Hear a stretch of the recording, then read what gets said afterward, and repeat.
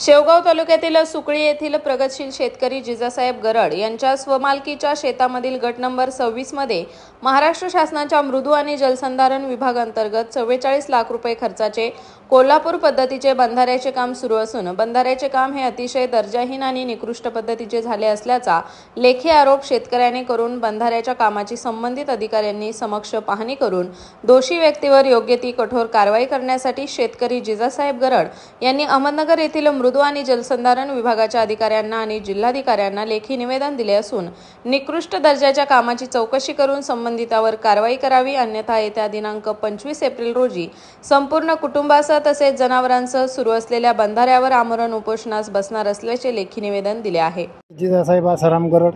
राहणार सुकळी, तालुका शेवगाव, जिल्हा अहमदनगर। मी या गावचा रहिवासी असून मी एक 8-10 दिवसापूर्वी माझ्या वावरात मृद व संधारण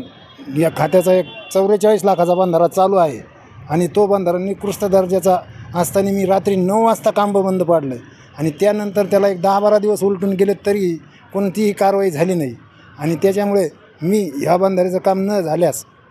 येत्या 25 तारखेला जनावरं, ढोरं आणि माझं सर्व कुटुंब त्या बंधाऱ्याच्या साईटवरच मी उपोषणाला बसणार आहे आणि याच्यात काही विपरीत परिणाम झाला तर याला मृद व जलसंधारण विभाग जबाबदार राहील। याच्या आधी कोणाकडे तक्रार केली होती? हो, केली होती। याच्या अगोदर तक्रार ते साहेब म्हणे तुम्हाला काय करता येईल ते करून घ्या, त्यामुळे मी आज नगरला येऊन समक्ष तक्रार दिलेली आहे।